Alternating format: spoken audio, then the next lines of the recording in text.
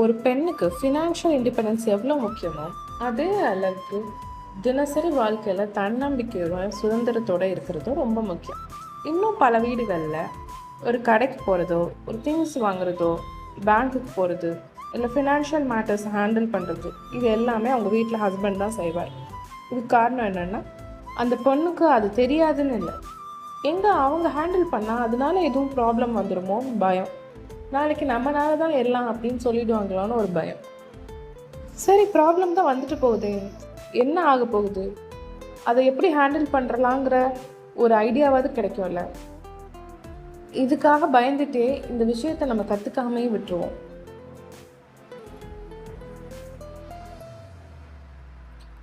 யாரையும் எதிர்பார்க்காம நம்ம ஒரு விஷயத்தை செய்கிறது நமக்கு ஒரு பெரிய பலம் தான்.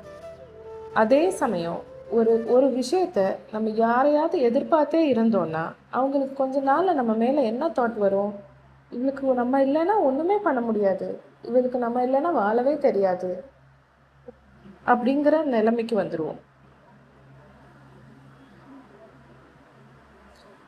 சின்ன விஷயங்களை நமக்கு நம்மளே செஞ்சுக்கிட்டு அது எப்படி செஞ்சுக்கிறதுன்னு கற்றுட்டு நம்ம செய்கிறது நம்மளுக்கு இன்னும் ஒரு ஸ்ட்ரென்த்தை தான் கொண்டு வரும். எல்லாரும் நம்மளோட லைஃப் லாங் வரப்போகிறது கிடையாது. நல்ல விஷயங்களும் நடக்கலாம், கெட்ட விஷயங்களும் நடக்கலாம். அவங்கவுங்க இருக்கும்போதே நம்ம சுதந்திரமாக வாழ கற்றுட்டோன்னா லேட்டர் நம்மளுக்கு யாரோட ஹெல்ப்பும் இல்லாமல், யாரையும் எதிர்பார்க்காம நம்ம லைஃப்பை நம்மளால் வாழ முடியும். ஃபினான்ஷியல் இண்டிபெண்டன்ஸ் மட்டும் இல்லை, வாழ்க்கையில் நம்ம இண்டிபெண்ட்டாக இருக்கிறதும் நம்மளை அடுத்த ஸ்டேஜுக்கு கொண்டு போகும். ஒரு ஸ்கூட்டி ஓட்ட கற்றுக்கிறது, ஒரு கார் ஓட்ட கற்றுக்கிறது, தனியாக வெளியில் நம்மளே போயிட்டு வர்றது, ஒரு பேங்க்கில் போய் ஒரு பணத்தை டெபாசிட் பண்ணிட்டு வர்றது, இது எல்லாமே நம்ம லைஃப்பில் அடுத்த ஸ்டேஜ்க்கு நம்மளை கொண்டு போகும். இதிலேருந்து பல விஷயங்களை கற்றுக்கலாம். நம்மளுக்கே ஒரு கான்ஃபிடென்ஸ் க்ரியேட் ஆகும்.